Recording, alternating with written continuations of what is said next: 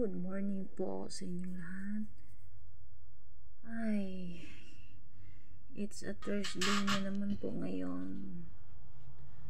Inantok pa po ako kasi ang tagal namin natulog kagabi. Maaga kaming nakahiga, pero nakatulog kami ng around 11. Parang ayaw ko pa nga gumising kasi dito sa Hong Kong hindi naman masyadong malamig guys, pero winter ngayon, pero ngayon na week hindi siya masyadong malamig, pero hindi, no need nang mag aircon kasi sobrang naman, parang giginawin ka kung walang comforter. So ayun guys, parang ayaw kong umising, parang sarap pang matulog. Bago po tayo start ng work, kailangan po natin mag-pray muna. Magpasalamat kahit sa dami ng problemang dumadaan, kinakaya naman at tinutulungan naman tayo ni God. Kaya ayun, hindi naman ako masyadong palasimba, pero at least nagpe-pray ako sa morning at sa gabi.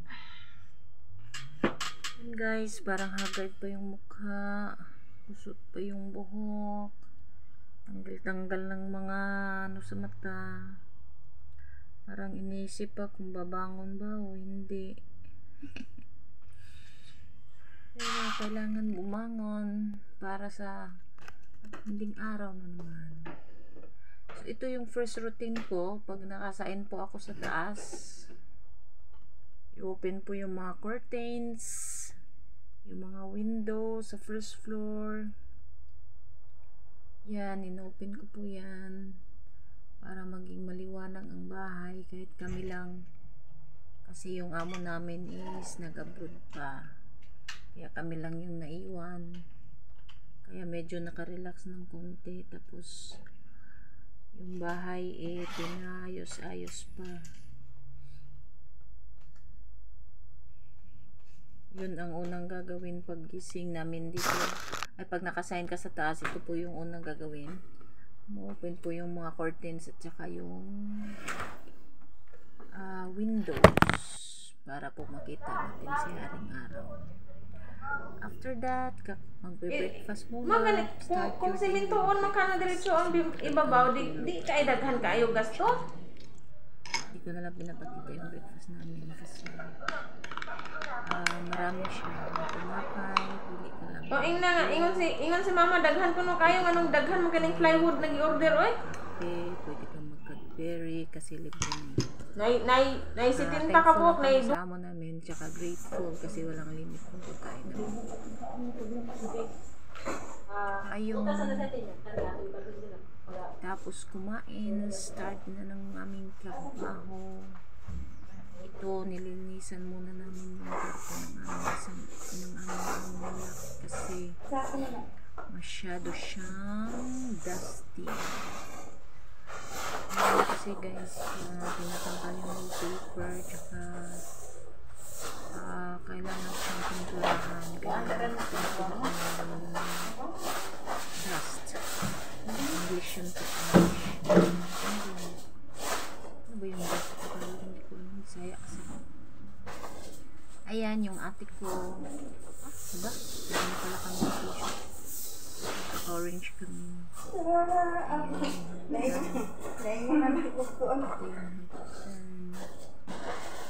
Ate ko, siya 14 years na siya dito sa amo. Siya yung tumutulong sa akin. Sa akin dito parang kapag-problema. Yan, winawalis-walis lang. Sobrang yan. Sobrang ako sa dito yun ako naligo. Alam nyo, pag nandito ka sa mundo, kailangan lahat hindi pwedeng mag-arte, hindi pwedeng hindi ko kaya yan, hindi ko kaya kailangan lahat ng kasali naman sa kailangan mong gawin, kailangan maging healthy. Tsaka yung amo naman namin, hindi naman laging nagpapalinis. Hindi naman araw-araw. Tapos ito, na-continue po yung hindi ko pa pala ginawa pala kasi hindi yata ako na-open na isang bintana. At saka yung shutter pala, hindi ko pala na-open. Nakalimutan ko, kaya binalikan ko. Yan, tinitingnan lang na mag-go up yung shutter namin, guys. Marami kaming shutter kasi for safety ng bahay. Malaki kasi yung bahay ng amo ko, tsaka need mo talagang isara yung bintana, yung shutter. Wag mo talaga yung kalimutan mo na lang yung pagkain mo, or kalimutan mo na lang maligo. Wag lang yung pagsara ng bintana, kasi ayaw talaga ni amo na may bukas na bintana, kasi syempre takot naman siya kasi malaki ng bahay niya. Tsaka okay naman dito, relax naman, hindi naman kami araw-araw naglilinis, minsan-minsan lang. Hindi naman siya nagdidiman na maglinis araw-araw kahit gaano kalaki yung bahay.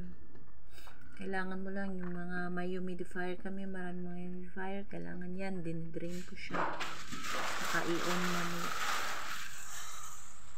Tapos yan, yung bintana naman sa kabila, yung i-open mo. Yan, maliwanag na siya kasi almost yan, continue ng cleaning namin kasama yung ate ko.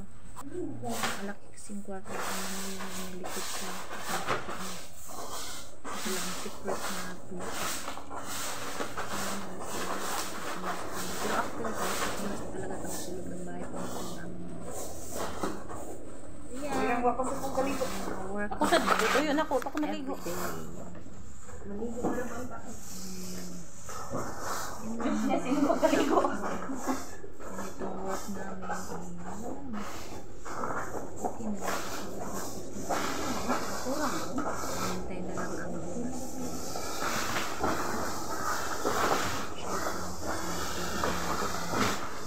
pag-door kayo dito sa aming kunting bahay.